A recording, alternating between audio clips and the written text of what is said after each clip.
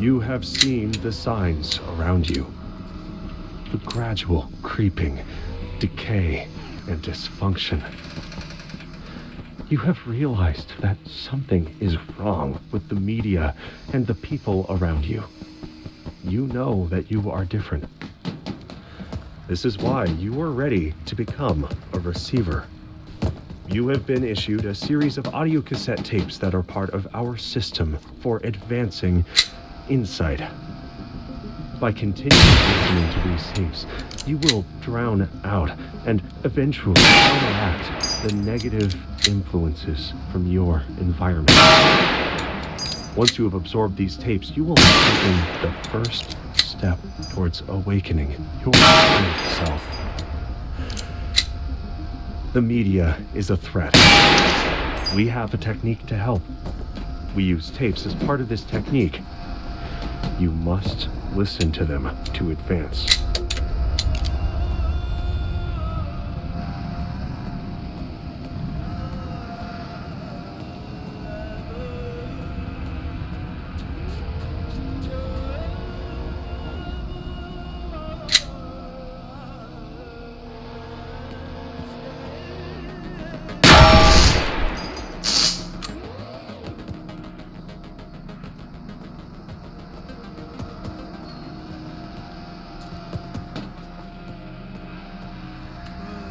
People often wonder where the Glock 17 came from. So, while Herr Gaston Glock slept through his day job as a manager of an Austrian radiator factory, he dreamed up new ways to use the old Soviet metal press he kept in his garage. With poetic inspiration, he named his first product, a doorknob, the Glock 1.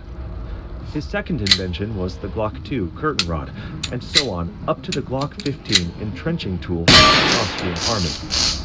When the Austrian infantry adopted the Steyr-AUG assault rifle with a radical design based on a polymer frame, he learned to use an injection molding machine to create the matching Glock 16 bayonet with a polymer handle.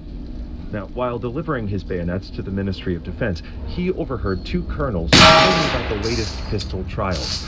None of the competitors were hitting the mark. Glock asked them if he could try designing a pistol, and they laughed in his face. Now, how could some random civilian compete with old masters like Beretta, Steyr, and Sig Sauer? He had no experience with firearms, so he bought a few and took them apart and tried to figure out how he could make a new one to match the Steyr-AUG.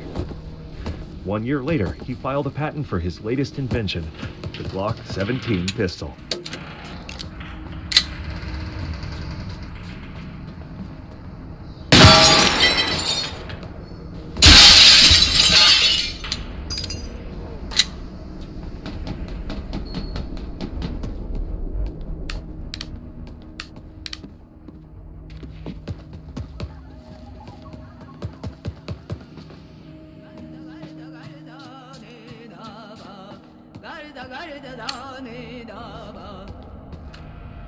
When Glock patented his polymer-framed pistol, the Austrians didn't bat an eye because they had been blasting away with a polymer-framed assault rifle for years. The American market was more skeptical. Vietnam vets had hated the unreliable M16 with its polymer handguard and stock, even spreading rumors that it was a toy gun manufactured by Mattel. The media spread fear that the Glock could somehow pass through metal detectors despite containing a pound of steel. The Glock's polygonal barrel made fired bullets untraceable, and combined with its unprecedented high-capacity magazines, journalists claimed that the Glock was tactical Tupperware that was tailor-made for terrorists. To address these concerns, Glock used a number of clever marketing ploys, including entertaining police chiefs and politicians at lavish strip club parties, offering to replace their old sidearms for free. Cops didn't need much convincing. They were tired of bringing their trusty old six-shooters to gunfights against the new crack cocaine cartels and their high-capacity weapons. Glock quickly achieved a high market share in American police departments, and once civilians started to hear how reliable they were, they started to buy them too, at full price.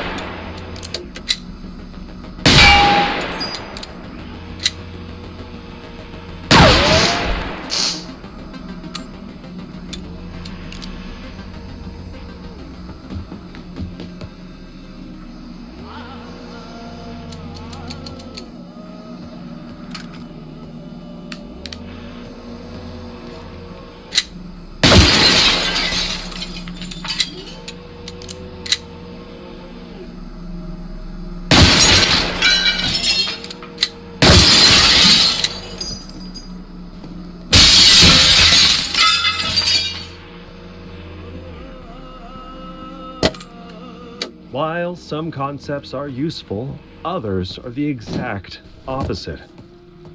These terminating thoughts take complex and useful ideas and turn them into a simplistic cliche that is as incorrect as it is useless.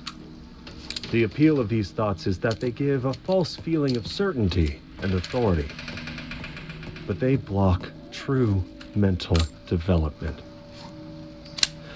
The functional mind questions and observes. It looks inward at the form of ideas applied in the mind as well as outward in the world. It views uncertainty as the twin sibling of curiosity. The dead mind is constructed of terminating thoughts. There is no room for feelings beyond a thin, fragile mockery of self-satisfaction. Personality is replaced with rote, checkbox-ticking behavior and reactivity. Human interaction becomes a grotesque parody, where anything that doesn't fall neatly into the simplistic taxonomy of behavior gets ignored or assaulted. Cosmos become less and less, until ultimately they vanish. It's common knowledge that some needs are a higher priority than others. That in order to pursue some, others must be fulfilled first. They frame the complex situation using a simple, unrealistic examples, like how you can't be happy if you don't have air to breathe. Well, these simplifications are used to hide more complex truths. And the mind sustains the body. The most present needs are in the without baseline function of thought, you can find yourself without the will to move or eat. Strengthening the mind by developing focus and resilience is the goal of a technique we call